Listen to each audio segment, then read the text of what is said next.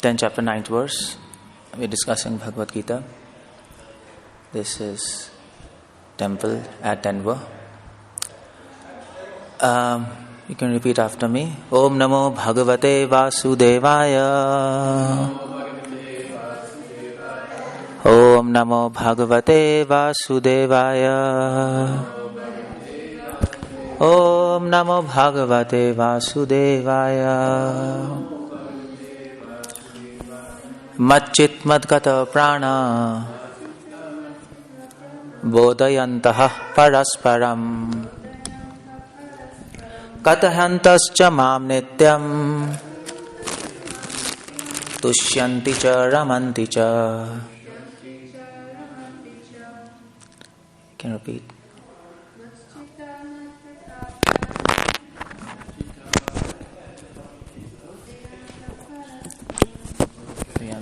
Parasparam Katayantascha Mam Nityam Tushyanti Cha Ramanti Cha. Anybody else? Okay. So we are discussing this is word to word meaning. You can repeat after me. Matchittaha. Their minds fully engaged in me. Madgata Prana, their lives devoted to me. Bodhayantaha, preaching. Parasparam, among themselves. Kathayanta, talking. Cha, also. Mam, about me. Nityam, perpetually. Tushyanti, becoming pleased. Cha, also. Ramanti, enjoy transcendental bliss. Cha, also.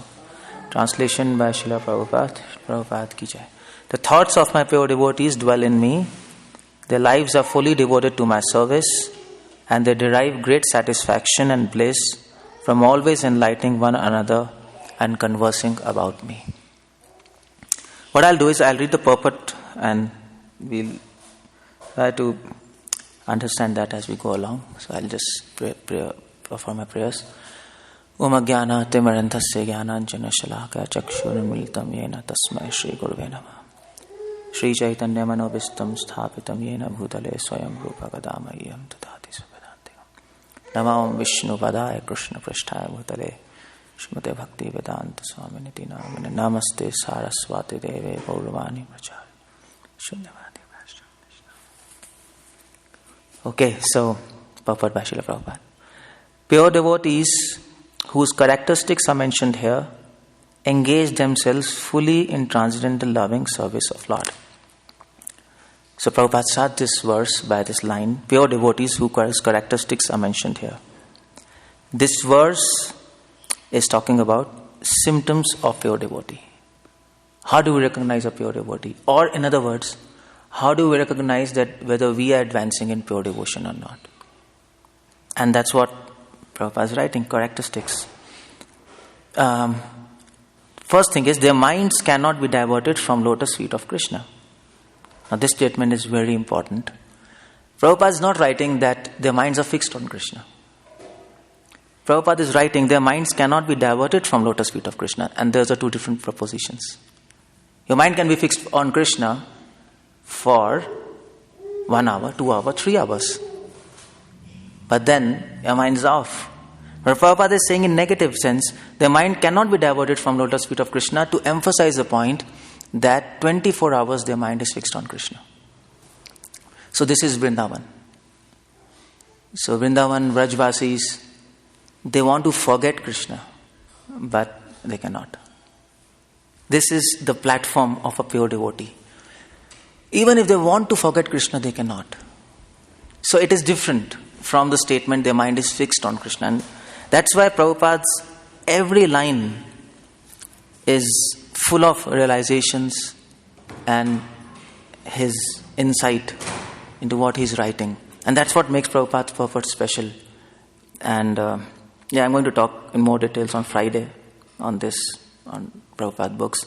But for Prabhupada is, their minds cannot be diverted from lotus feet of Krishna. Somebody came to Radharani and they told him, Uddhav came to Radharani in Vrindavan. We all know, Krishna sent him. And Uddhav was supposed to make Radharani not so depressed because she is away from Krishna. So Uddhav came to Radharani and she told, don't become depressed. Krishna is away. Anyway, he has sent a message for you. He always remembers you. So Radharani said, see, the point is, have you forgotten your way or what? You come to us. You're asking us, no problem, don't become depressed. Uddhav suggested them, try to remember Krishna in your mind. He's so far, close your eyes, remember in your mind, and you'll be satisfied. All the yogis, all the jnanis, they do this. No need of separation and sorrow. Gopis told Uddhav, you're crazy. You are suggesting us to fix our mind on Krishna? We don't have mind, first of all. Our mind is already taken by Krishna. How do I fix our mind? When he went for Vrindavan, he took our mind with him. And Uddhav was shocked to see their devotion. So, gopis in Vrindavan, they want, I think Purnamasi, she went to Radharani and she told that, please, always fix your mind on Krishna. Gopis told, we are trying to forget him. Because we cannot do our daily work. We are cleaning, we can't do cleaning, we can't do cooking. It's so hard to difficult to forget him. This is our target. This is what Prabhupada is saying. Their minds cannot be diverted from lotus feet of Krishna. This is a pure devotee. I don't think so, at least myself. We have been nowhere near to this platform. It's difficult. We are trying to think about him, first of all. So this statement of Prabhupada is very deep. Very deep. People who say that Gita doesn't talk about Radha, they are fools. That's all. It is there, all of there. It is there, but we should have eyes to see that. No, he's talking about pure devotees, highest platform of devotional service. This is the first thing. Their minds cannot be diverted from lotus feet of Krishna. The second thing is their talks are solely on transcendental subjects. So these are two symptoms. Their mind cannot be diverted from Krishna, and their talks are solely on transcendental subjects. If we read Bhagavatam, I think that's 11th canto, and Prabhupada's disciples, they write in the purport that this is one symptom, or two symptoms to recognize a devotee. Mukha prasadat dharyarcha. So I think the Madhvacharya's shloka is quoted there. And it says, Keshit bhaiye. Some people externally dance, some people meditate, or they are like sober. Some people enthusiastic or very active. But both these external signs, we can't know who is a devotee, because even a new person is very enthusiastic and he's very active, but he's not a mature, advanced devotee. What is the symptom of advanced devotee too? Mukha prasada dharyarcha. Mukha prasada means when he speaks, you can understand he's advanced. It is said in scripture, it is an English saying, a fool is not known unless he speaks, no? So, when advanced devotee speaks, he doesn't speak words. He speaks realizations, like Prabhupada. He spoke although it's amazing, to say, although Prabhupada always spoke about you're not this body, your soul, it's just basic, always. But yet, even now we hear that, you're so inspired, like all of us, no? But if we if somebody else, keeps on repeating the same thing, and what's happening, you don't have any other thing to talk about. But when Prabhupada speaks, it is his realization. That's what affects us all. It inspires us. So, that's where Prabhupada is saying. Their talks are solely on transcendental subjects. By words, by the talks of wise people, we can understand their wisdom. By the talks of pure devotees, we can understand how much realized they are. Like Sukadeva Goswami. We know in Bhagavatam, Sukadeva Goswami came, and when he came to Parikshit Maharaj, children were thinking he's a mad person, no? And they were stoning him, they were spitting on him. He was naked, full of mud. People thought he's mad. But when he came, he sat, he started speaking, everybody flat. So, So that's the second symptom. External and internal. Internal is mind, cannot be diverted from Krishna. External is words. When he speaks, he gives not knowledge but wisdom. He gives not information but realizations. And that's why Prabhupada says his talks are solely on transcendental subjects. So two symptoms. The symptoms of pure devotees are described in this verse specifically. Devotees of Supreme Lord are 24 hours daily engaged in glorifying the qualities and pastimes of Supreme Lord. Kathyantas chamam nityam. Prabhupada is explaining that. They engaged in glorifying the qualities of Lord. Now, this is important. Why Prabhupada is writing suddenly this statement? That they are engaged in glorifying qualities and pastimes of Supreme Lord. Because our movement is Kirtanam, no? Sankirtanam. Kirtanam means glorification.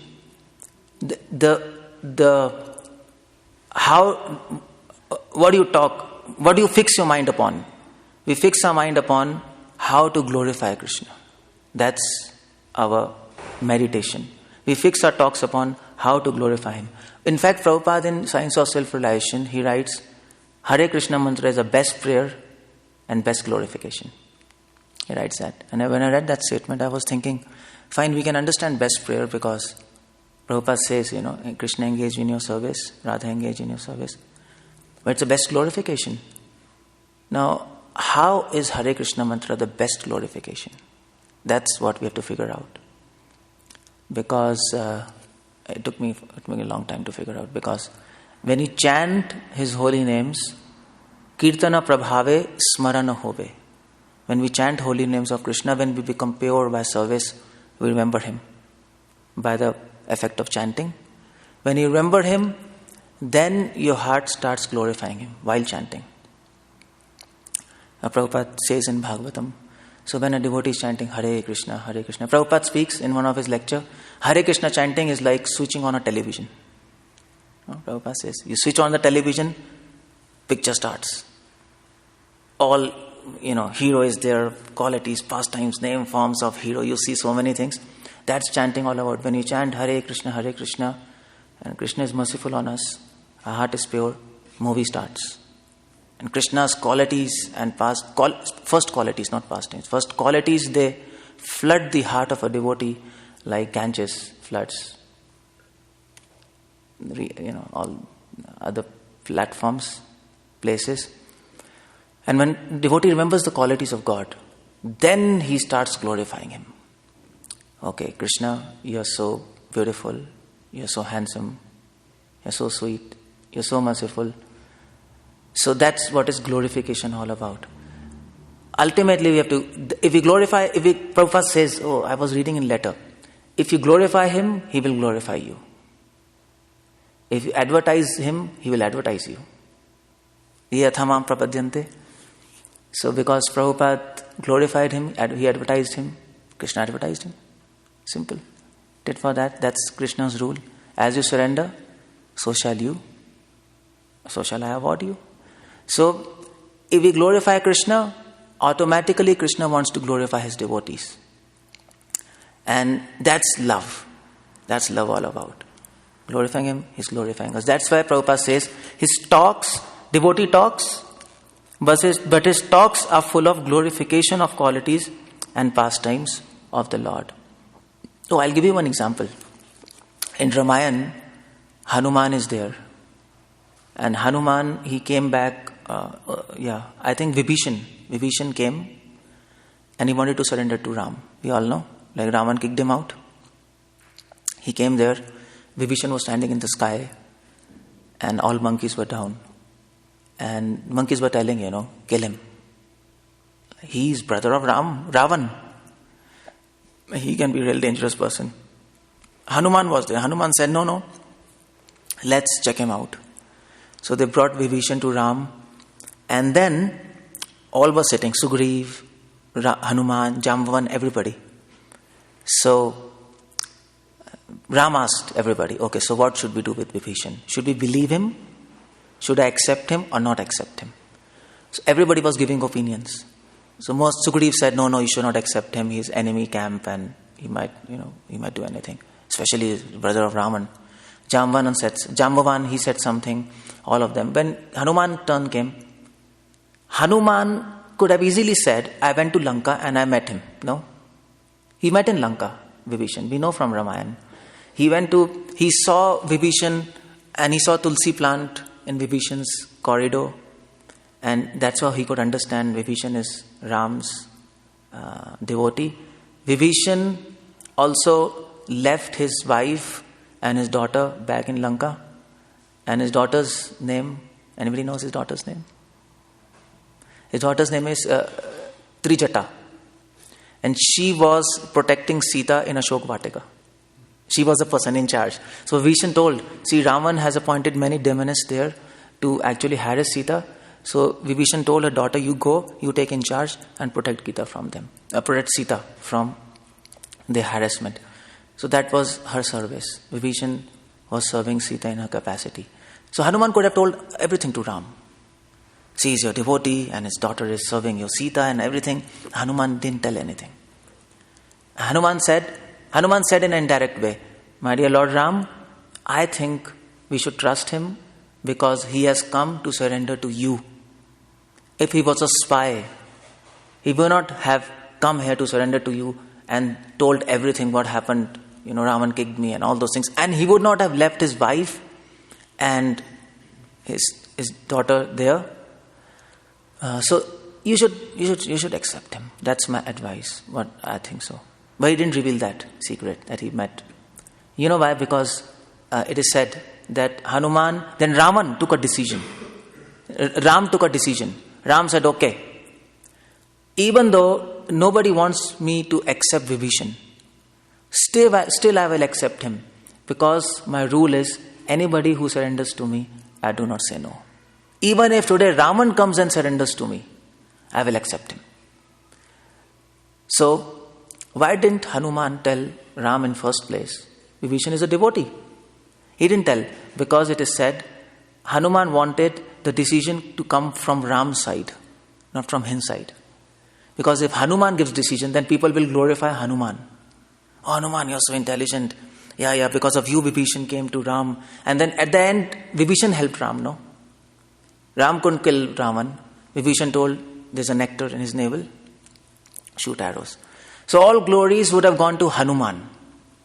But Hanuman wanted that all glories should go to Ram. So that's glorification. A devotee is always interested to glorify Lord by his talks. Talks also include actions. By all his thoughts, actions, talks, subtle, everything, he wants to keep himself back, just like Prabhupada. There is no institution in this world which is not known by founder Acharya.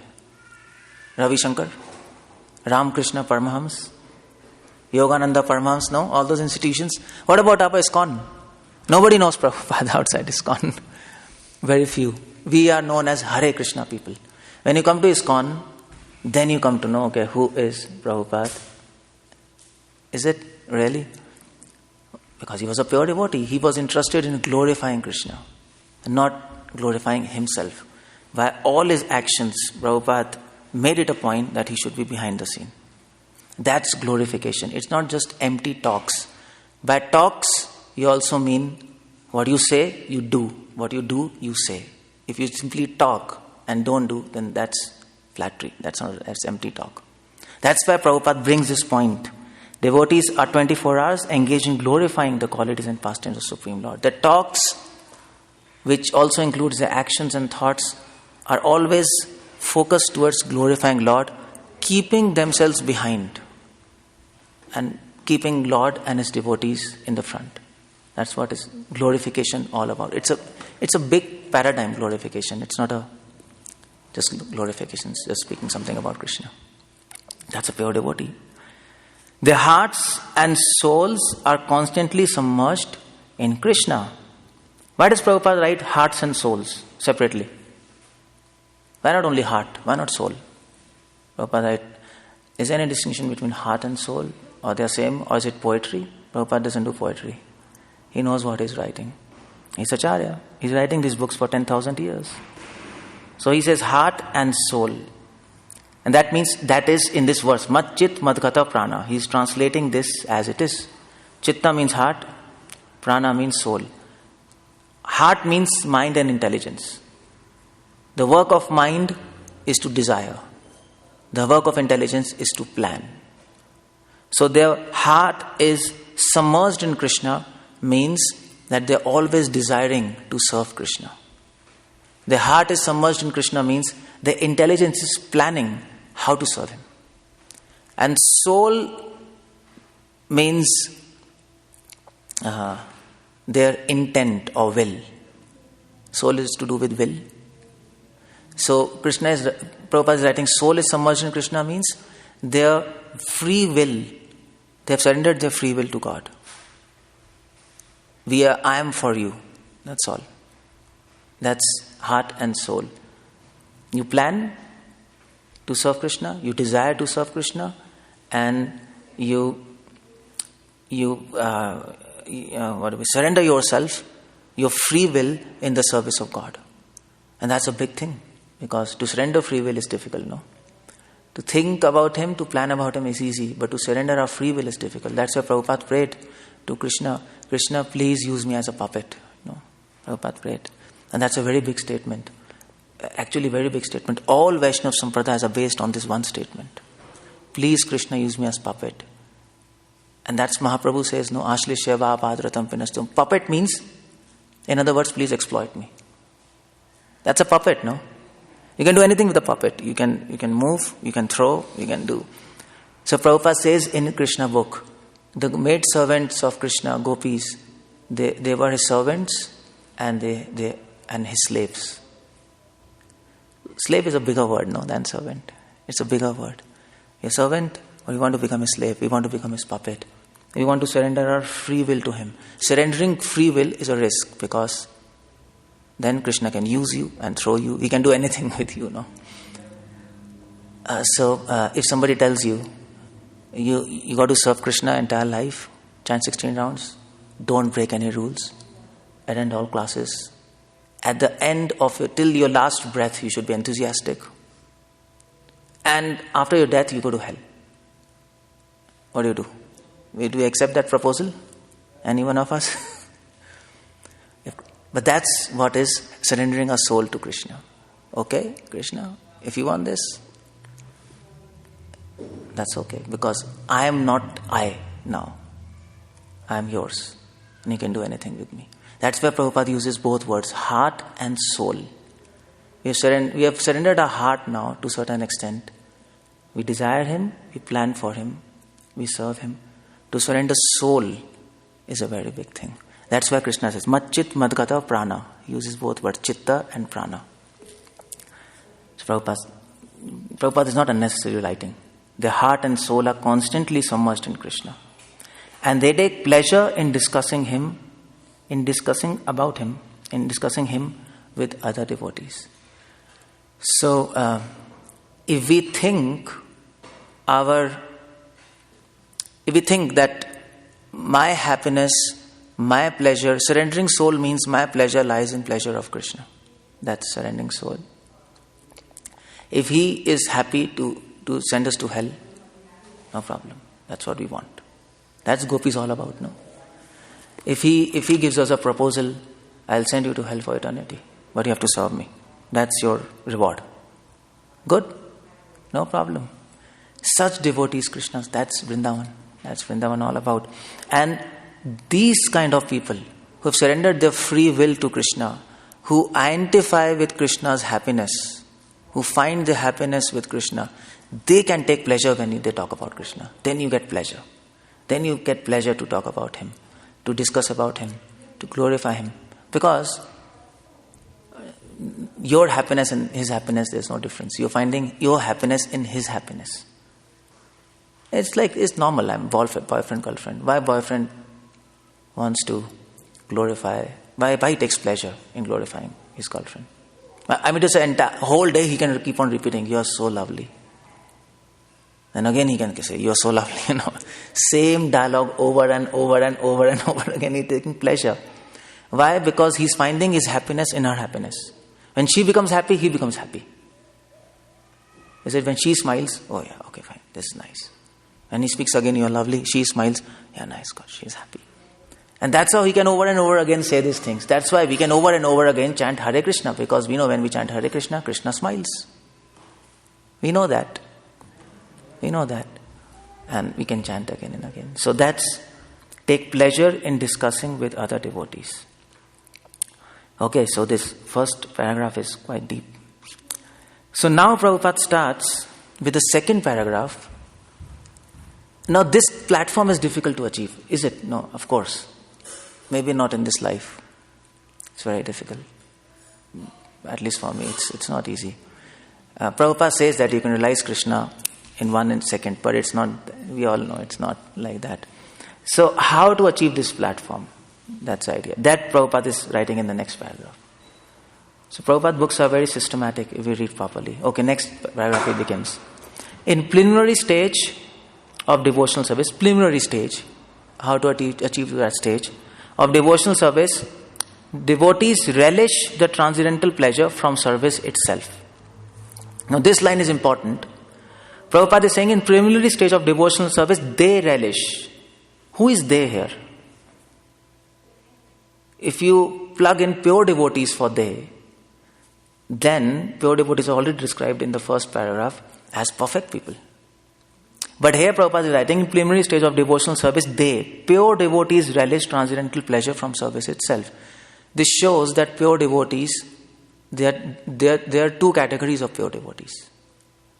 One category of pure devotee is, before that, Prabhupada defines pure devotees in different ways in his books.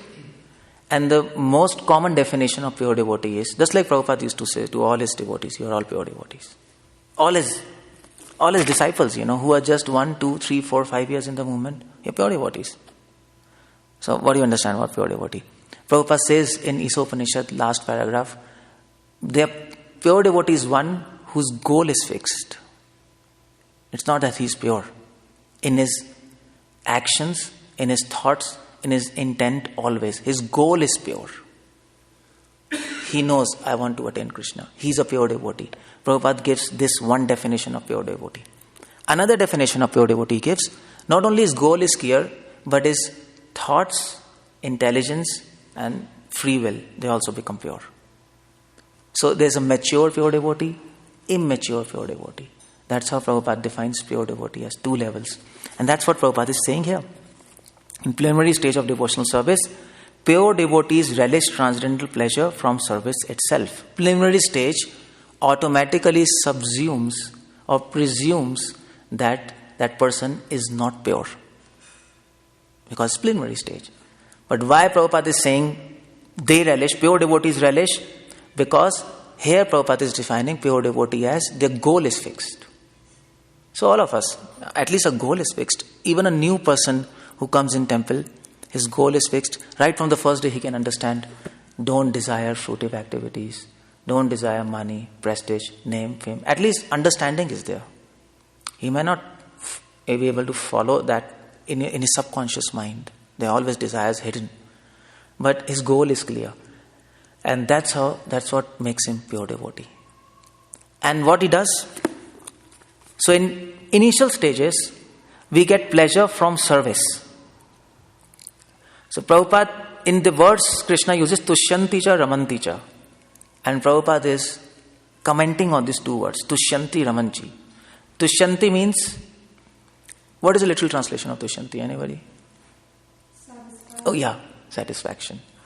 So, in initial stages of devotional service, a devotee experiences satisfaction in service. That's what Prabhupada says. That you have to be attached to your service. Attachment to service. Just like we find in so many letters of Prabhupada. I think when Mataji, she asked Prabhupada that I'm doing typing service and whole day I'm like typing, like what about thinking of Krishna? So Prabhupada said, no, that is thinking of Krishna. Because he was giving her insight that in initial stages you find satisfaction in your service. Be attached to your service. And then in mature stages they are actually situated in love of God. When you become mature, then you become attached to Krishna. So there's two stages. Initial stages you become attached to service, and later stages you become attached to Krishna, and obviously his service is included. That's the system. 2 levels of pure devotees. Prabhupada defines in this verse. If we read properly. Once situated in that transcendental position, they can relish the highest perfection which is exhibited by the Lord in his abode. So once we become mature, we become attached to Krishna. Prabhupada is mentioning here that then they realize their own sarupa. So the first level is we become attached to service. The next level is we become attached to Krishna himself. And the third level is you attain to your sarupa, your constitutional position. That's revealed to you, who you are. And it's done. Then you start experiencing, relishing, you get revelation of pastimes of Lord in your heart. Krishna enters your heart. That's what is Sarup Siddhi, perfection of life. So it's nice statements, huh? 3 simple statements, but there are a lot to say here. Lord Chaitanya likens transcendental devotional service to sowing of a seed in the heart of living entity. Okay, now here Prabhupada describes about how this devotion begins. So first stage is service, next stage is attachment to Lord, third stage is perfection of life, constitutional position. But how does anybody get this opportunity to serve Krishna? Because to serve Krishna it's so difficult, no? Krishna will give you everything, but he'll never give you opportunity to serve him. He hides that. Because once you start serving him, you can control him. Prabhupada says. Service can control, no? It is said, humbleness is the greatest power. Power is not power. If you want to control anybody, be humble. You can do like that. So that's why if wife wants to control husband, if she's humble, she can control him. Prabhupada says in his purports. Or if she tries to manipulate, then you can't do that. So that's what Prabhupada mentions here. That how to... Krishna will not give his service very easily, first of all. What is reward of service? Reward of service is service. And the reward of service is service. Because what you can get, the highest opportunity, anything, the best thing in this world you can get is serving khichdi to devotees. We don't realize that, no? There was one devotee in Gaudiya Math. He was a sannyasi. He was disciple of, Bhaktivedanta Swami Prabhupada, direct disciple. And after many years of his devotion as a sannyasi, he went to Bhaktivedanta and he said that after so many years of service, I didn't get anything. I don't have any wife, I don't have money, and I'm there in the mud as sannyasi, and there's so much problems. What did I get? And there were tears in Bhaktivedanta's eyes, and he told, you're thinking, what did you get? You have already got. You have got service of Krishna. Why don't you realize that? After many lifetimes of serving Krishna, Krishna will come and he'll say, okay, now I'm going to give you a reward. What? Okay, serve khichdi to devotees. You might think, what's happening here? This is a reward? Actually, this is a reward. Because reward of service is service. Prabhupada writes in one of his letters. It's a beautiful statement. And Sri Vaishnava Sampradaya is based just on this one statement, what Prabhupada writes in his books. Service is reward of service. And we don't realize that. So, Krishna will not give his service easily. But to whom he gives opportunity to serve? That's the question. And that's what Prabhupada is making the point now. Now Prabhupada is making the point. Lord Chaitanya likens transcendental devotional service to sowing of seed in the heart of living entity. Now he is coming to another topic. Who enters that service? Who enters? It's like sowing of seed in the heart of living entity. The spirit of service can be got only by devotees.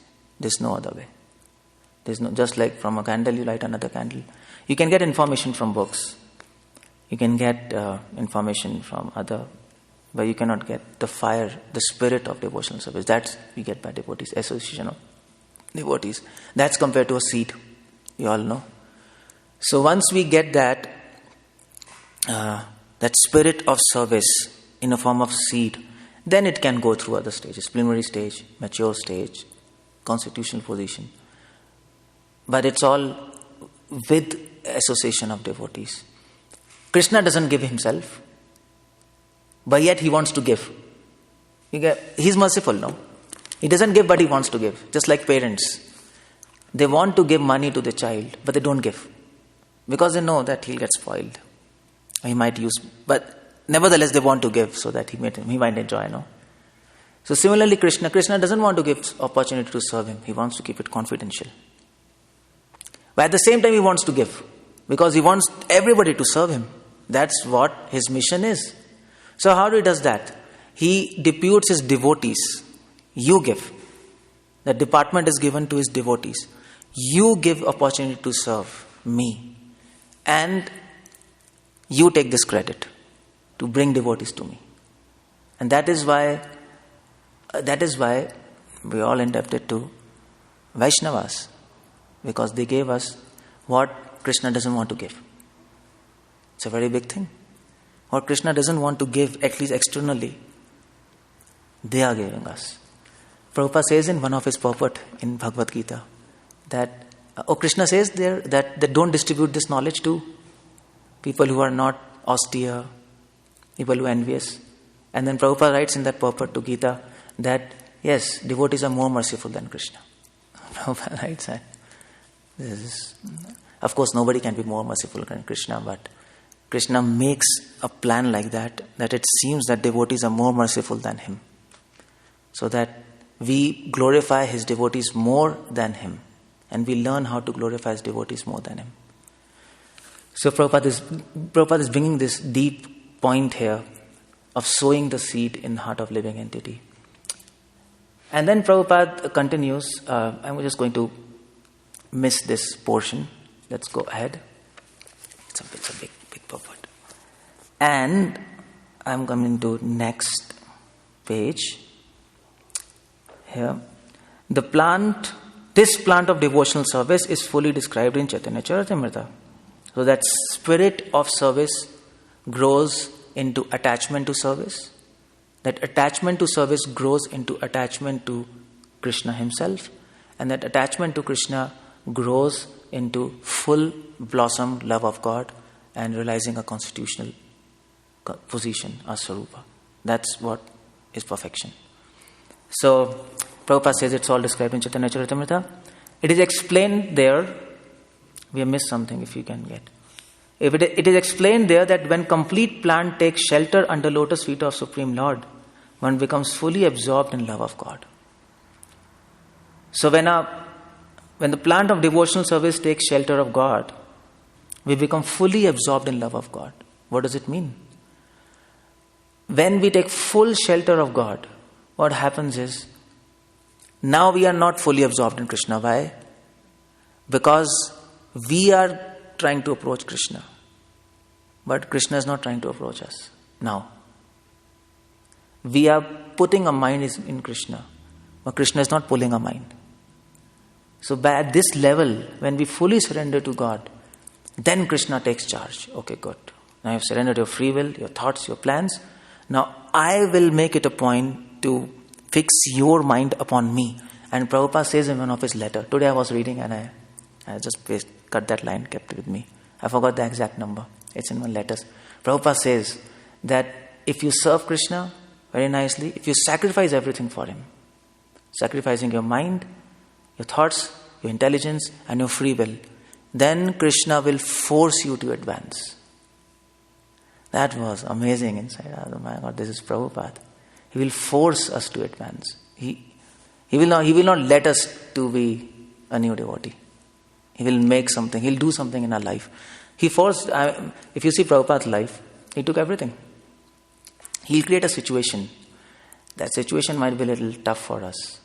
But Prabhupada says, in an example, every surgery is painful. But it's beneficial. So Krishna will force. Prabhupada said that Krishna will never keep quiet. He doesn't keep quiet. He's watching everything. When we surrender to Him, He will surrender to us that way. That surrender is not in the sense He will become a servant. When we serve Him, He'll serve us in that capacity. And He will make it a point to make us advanced, lead us to perfection, and then glorify us. All these three things. And that is why there's an example given. If a child, as a child, if a child goes to a big person, okay, fine. If we go to a big person, what do? In America, you hug, no? Is it? Everybody meets, they hug. Yes. But in India, what do? You bow down and touch their feet. So when you touch the feet of a person, he picks you up and he hugs you. So this is a different thing. So Krishna says, yes, you surrender to me, you serve me, I will pick you up and I'll hug you. We can't go and hug Krishna now. That's out of question. We can't just go to Krishna and hug him. We are not qualified to do that. What we can do is, we can go down to his feet. When he's happy, he will pick us up by his own power. By his own power to do impossible possible. He can do impossible possible. For us to achieve him is impossible. For all of us, we are so sinful. Millions of lives we are there. That's impossible for us to get delivered. But if we simply bow down and touch his feet and surrender everything for him and sacrifice is important, then he will pick us up. So, when our devotional service is complete, we don't have to fix our mind. He will pull our mind to him. That's why Prabhupada uses that sentence that their thoughts do not divert from Krishna. It's such a beautiful statement. Even if you want to forget him, you will not be able to forget him because Krishna is pulling you. Krishna is pulling you. That's the stage of love. That's the stage. You're devising plans to forget him.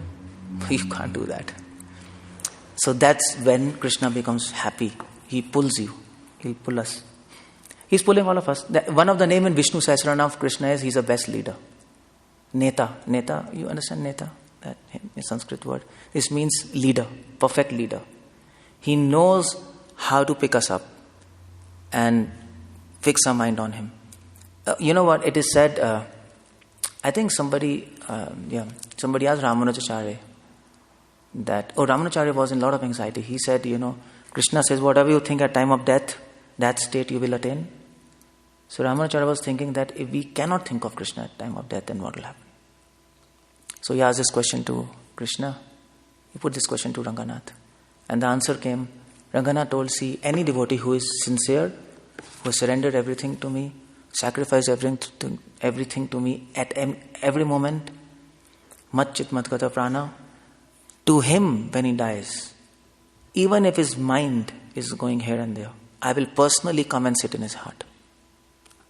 He'll be forced to think about me. And I'll take him back. So you don't worry about that.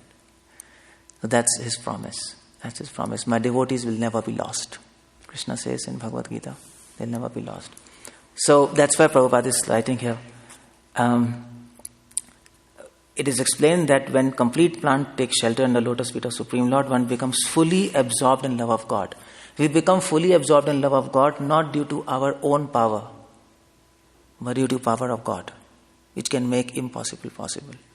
If we think about ourselves, it is an impossibility. We can't become fully absorbed. But at the same time, we have faith in Krishna. He can make impossible possible. The only qualification is we should be sincere. We should be able to surrender and sacrifice everything for him. That's what he is looking for. Rest he'll do. Then he cannot live even for a moment without being in contact with Supreme Lord. This is extremely important line. He cannot live without being in contact with Supreme Lord. Devotion is all about contact. Sambandh Gyan, contact. What we are doing here? Why we are chanting? Chanting means you are coming in contact with God. Deities means we are coming in contact with God. Prasada means we are coming in contact with God. Devotees means we are coming in contact with Krishna. So, devotion means contact. That's all. But what is happening with us is, Many times we become in contact, many times we are decontacted. And that's why we don't develop love. If we can devise a life in such a way so that 24 hours we're in contact with God, we'll be able to develop love. That is why the greatest offense in chanting is inattentive chanting. No, Prabhupada says, mother of all offenses, inattentive chanting. Why? Because you're chanting, but you're not in contact with God in your conscious mind. Consciously, you're not in contact. Unconsciously, you are there. Holy name is there with you. But because you're not consciously in contact with God, so you don't develop love. You can get benefits of chanting. Holy name is God Himself. He's there. But you're not conscious. You're not giving attention. You don't get love. So, Prabhupada says, devotion is all about contact. So, we have to keep in mind, although we are doing so many things, we should be in contact with Him. Consciously. Because love is all about consciousness, no? Love is all about consciously approaching somebody. That's love. You can't say, I love somebody. Somehow I develop love. I don't know him, I'm not mindful of him, but I love him. It doesn't make any sense. Love means willful consciousness. That's love. Love demands free will. So, we have to be careful. Because many times we do service, but we are in contact with Lord. Consciously. That practice we have to do. That's what Prabhupada says here. Devotee cannot live even for a moment without contact with Supreme Lord. Without contact with Supreme Lord means he is always conscious that he is in contact with Lord. He is consciously approaching God at every moment. He is never in alert. And Prabhupada says in Nectar of Devotion, the greatest quality of a pure devotee is he never wastes time. No? Avyarth kalatvam. Prabhupada says, and here Prabhupada is bringing the same point. Devotee is always conscious that he should be conscious of Krishna. That's what his pure devotee all about. Just as a fish cannot live without water. Yeah? Fish will die without water. Are we dying without Krishna? No. Prabhupada says in one of his lectures that because Lord Chaitanya says, because I am separated from Krishna, I am sinful. I am separated, no. Why are we separated from Krishna? We are sinful. And then Prabhupada says, Mahaprabhu adds, because I am not dying without Krishna, I am the most sinful. So, what about us? That's Chaitanya Mahaprabhu. So, we don't need a proof that we are sinful. There's no proof. We are so happy. We are not unhappy without Krishna. Prabhupada says in Nectar of Devotion, I think 42nd chapter. 42nd, yeah. Oh, sorry, 29th chapter. Prabhupada says that in devotional life, devotees become happy. We laugh, we become blissful. Prabhupada says, but advanced devotee, he becomes sad. He laments. Because you're separate from him. That is advancement of devotional life. So if somebody wants to ask you, what's the goal of life? To become sad, not to become happy. And he will become sad about what you're saying. But that's, Prabhupada says, advanced devotee laments. That's what Mahaprabhu is doing, For 12 years, he was weeping. And Prabhupada says in Nectar of Devotion, right in initial chapters, we should learn how to cry for Krishna. Prabhupada says in Hare Krishna, how he should cry, just like a child cries for his mother. What's that? We are lamenting, no? Krishna, please accept us. So, Prabhupada is mentioning the point here, a fish cannot live without water. This is a state of a devotee. This state of a devotee. This separation. So you get devotees, you get fire, spirit of service, attachment to service, attachment to Krishna, your constitutional position, and then separation. Fish cannot live without water. In such a state, devotee actually attains the transcendental qualities in contact with the Supreme Lord. And the last stage is, you know your constitutional position, and then you attain transcendental qualities in contact with Supreme Lord. We become like Krishna in qualities, not in quantity. all those qualities, not all, I mean to say, we don't become omnipotent, omniscient and omnipresent. But Rupa Goswami says 50 qualities, out of 64, 50 qualities. We become perfect. Liberation. Krishna says he'll attain to my nature. We'll become eternal, we'll become spiritual. And our desire and Krishna's desire become one. Perfection of human life. You know what Prahlad Maharaj, it is said in Vishnu Puran, in Bhagavatam. So Hiranyakashipu tried to kill Prahlad Maharaj so many times and he couldn't kill. So sages asked Vishnu, why he's not dying, what's the problem? Vishnu said, you see, I'm not saving Prahlad, I'm saving myself. Because Prahlad and me are one in desire. So for Krishna to save his devotees, when Krishna saves his pure devotees, he thinks he's saving himself, not his devotees.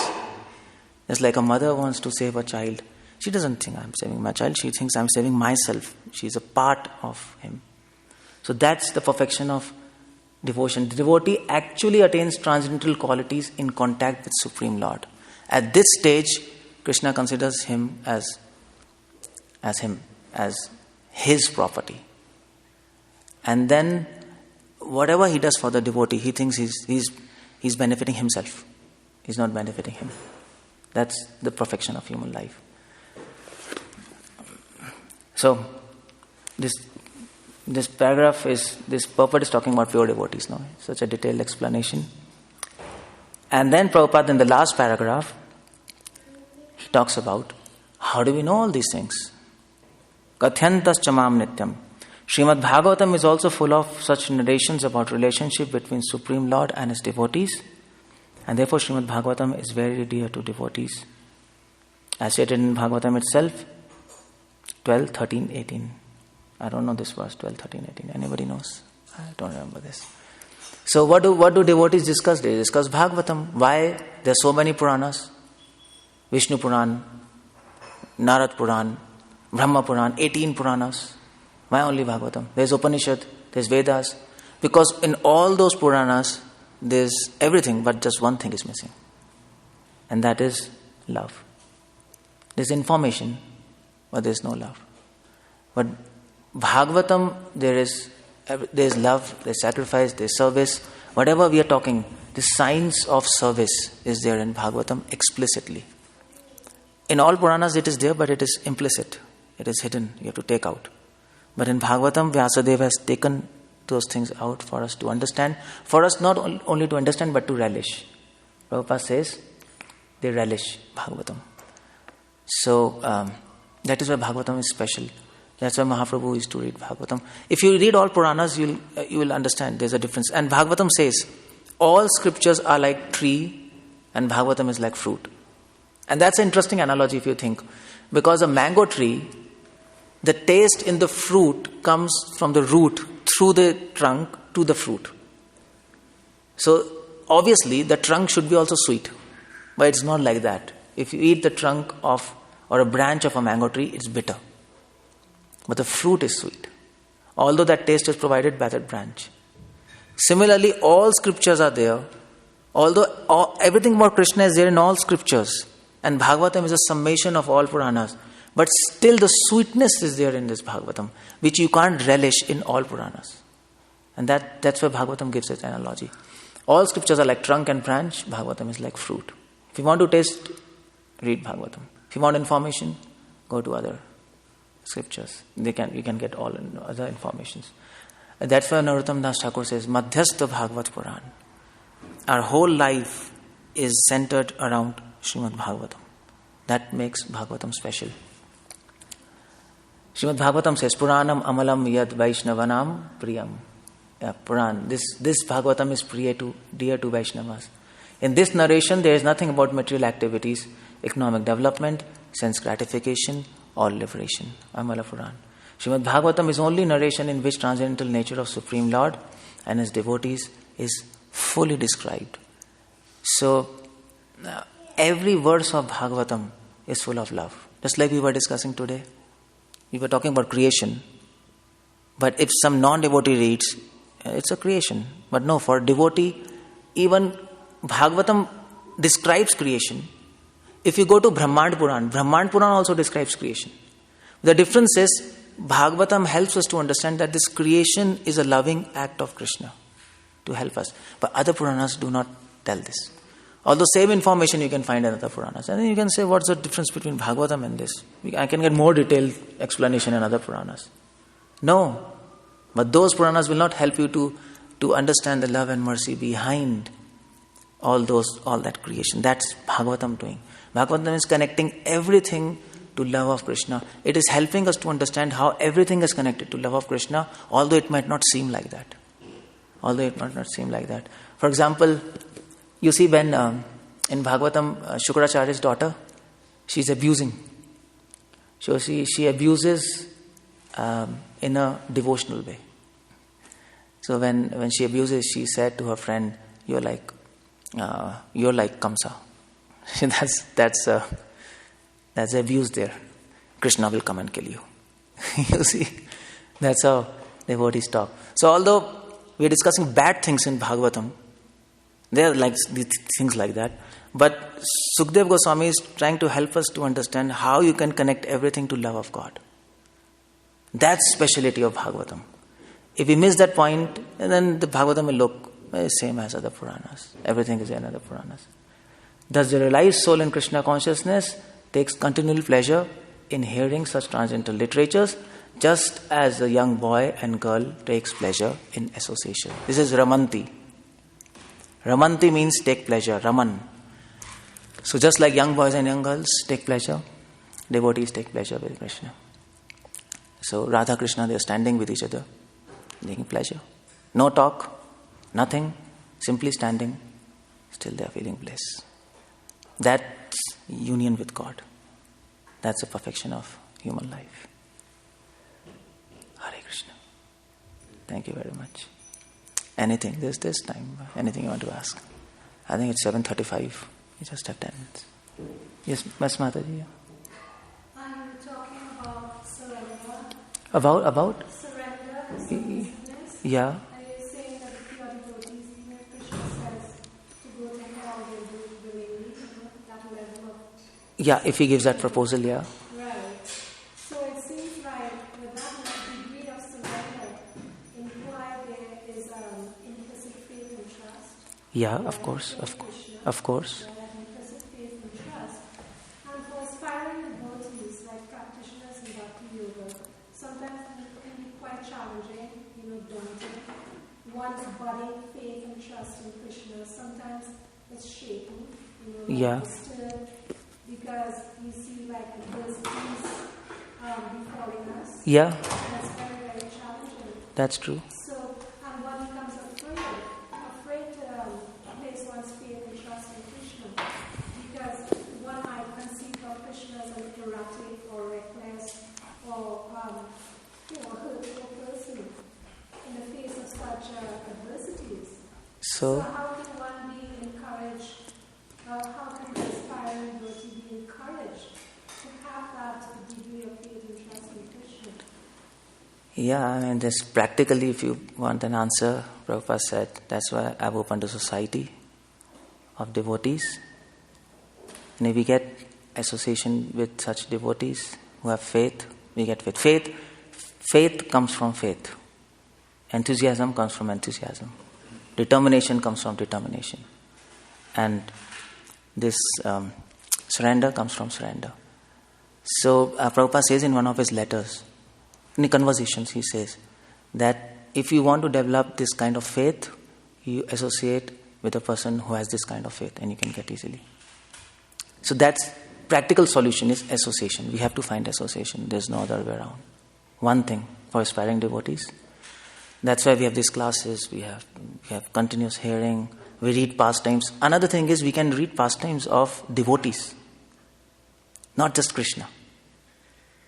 And that is what makes special about reading about pastimes of devotees, about Prabhupada, about Goswamis, about other big saints. And then we can get that kind of faith when we read their sacrifices and we read how much they surrender to Krishna.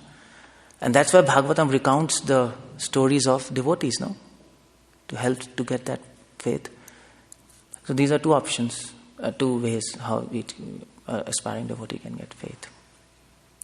As far as I can think, some practical things. Rest is... That's the only way. That's the only way. Especially reading pastimes of devotees. Because we generally read pastimes of Krishna, no? But we forget to read pastimes of devotees. You can read pastimes of devotees, and that really inspires you to get faith. So they're big devotees. Prabhupada, all Acharyas, Ramanuja, Madhva, how they led their life. So many devotees. Contemporary devotees. There are some devotees which are far off. Prahlad Maharaj. We're reading Bhagavatam. Dhruv Maharaj. But the mind thinks, it was a different time. They can do it. It was a different age. But if we read about contemporary devotees, which are Purvarti, Vartaman Acharya, then it increases of faith. Yeah, they were living here, And just like Prabhupada says in one of his lectures, Rupa Goswami escaped from this material world. That was like what Prabhupada is. Rupa Goswami escaped.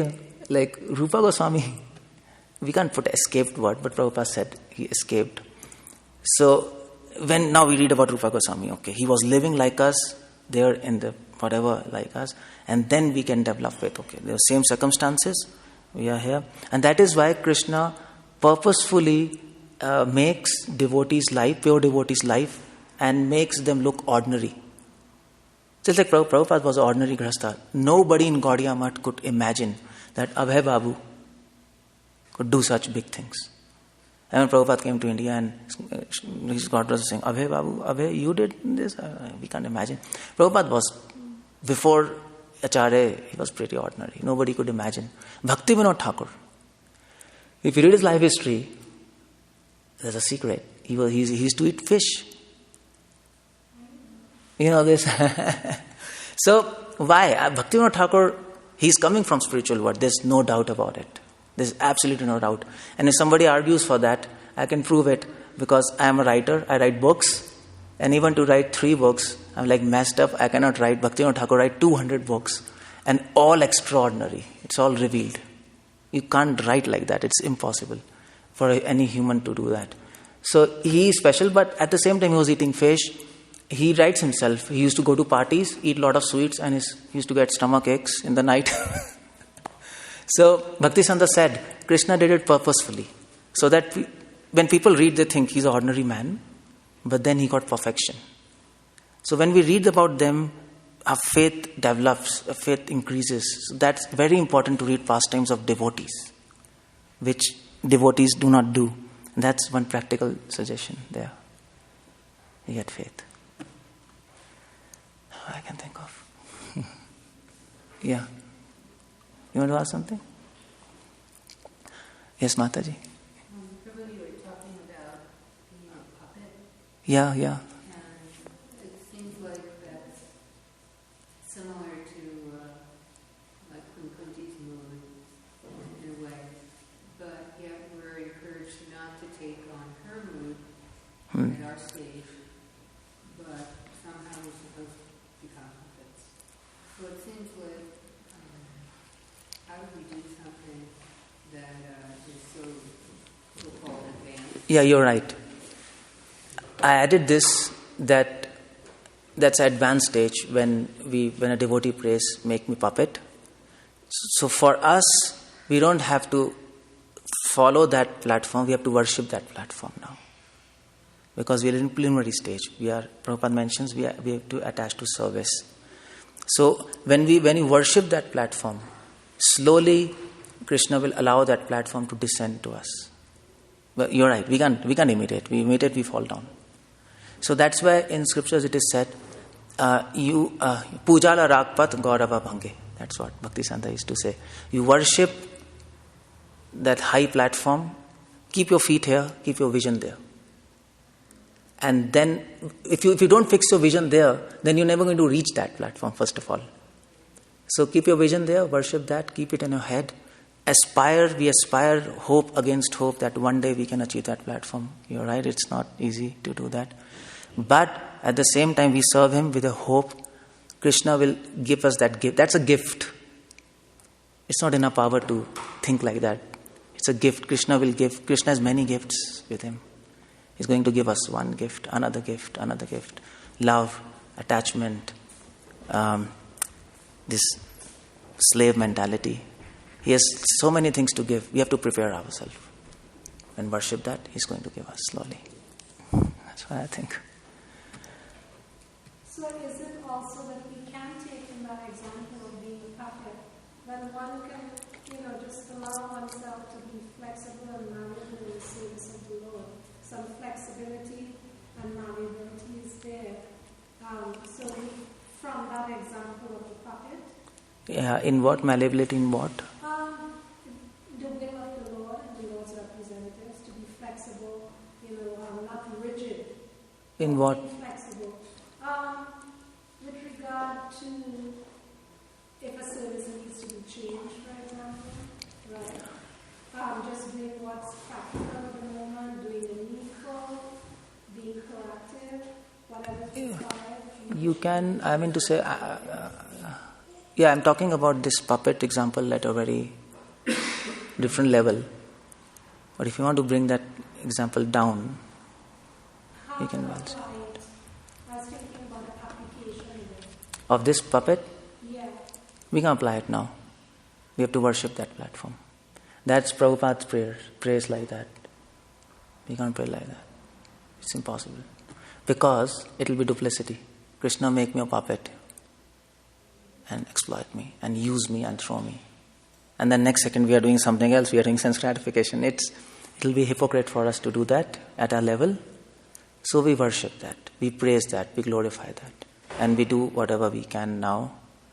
Your point is practical. Your point is very practical, but this kind of thing, it's a very... this make me puppet, from where this is coming? Ashlisheva padratam pinashtumam. Last verse of Shishashtakam. Krishna, you accept me or you reject me. But that's last verse of Shishashtakam. So now we are na dhanam, na janam, ainanda. That's practical, and then that prayer will manifest. We can't do that, anything for that. So we can aspire for it. Yes, we can. Aspire for it, and it is inspirational to us. Yeah, right. We can aspire and it is inspirational. That's what I'm talking about. That's what we can do. One day it will happen. Krishna will give us that gift. He knows how to do that. He'll do that. He'll force us to advance. Okay? Yes. Hey, real quick, you mentioned in the beginning of your lecture that the holy name, the Maha Mantra, is one of the best. Best service, yeah. Yeah, so it made it sound like an ascending process, like we have a choice. Whereas our whole sampradaya, and the way Krishna manifests, praying through our sampradaya, is descending through the heart of the pure devotees. So can you reiterate when you said it's the best? Is there another choice? No, like Prabhupada said, Hare Krishna is the best Isn't it the service. only absolute way, especially? I don't know. I mean, Prabhupada often made the statement, Hare Krishna is the best service, and that's what our whole movement is based upon. But I think that best, the sense of that best service is used not in the sense that we can make a choice that some things are low, something is best. That's not in that sense. That's in the sense that Hare Krishna is the best service because by chanting Hare Krishna, you come in direct contact with God because He's not different from God. In that sense, Prabhupada is saying. Or not in the sense of we can choose. Because Prabhupada also said that Hare Krishna is the best service, but we have to satisfy Krishna in all respects.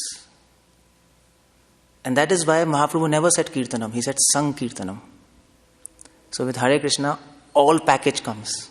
It includes everything. It seems the main thing that we're missing is for us to reach out and try to satisfy Krishna Mahaprabhu, Lord Krishna's incarnation, is that we can't do anything unless we go through the pure devotee and satisfy his heart through Nishna. Yeah. And then it's a revelation. So it's not something that's analytically studied, and I know... No, I understand your point. It's both. That's Bhaktivedanta gives the example of this. There's a cat, marjar nyaya, markat nyaya, cat and monkey. So that's what we are discussing now. Okay, cat holds the mother, monkey holds his child. So what's the best? So Bhaktisiddhanta says, no, our philosophy is well philosophy. So we try to go up, Krishna tries to pull. It's both ways. So in all Vaishnava Sampradayas, there's a dichotomy. Just like in Sri Vaishnava, we have Tenkalai, Vadakalai. So one person says you have to ascend with Andeshika. Pillai Lokacharya says no, it's revelation. You just surrender. Right. But then Bhaktisiddhanta comes, he says, no, both are incomplete. we take some steps, Krishna takes some. And that actually it makes sense because that is love. A boyfriend approaches girlfriend approaches, then boyfriend, then love expresses in its full capacity, because from both sides it's coming. Love is from both sides. That's a perfect thing. Okay, thank you for that. It's 7:45. I never expected I'll go till this point. Hare Krishna.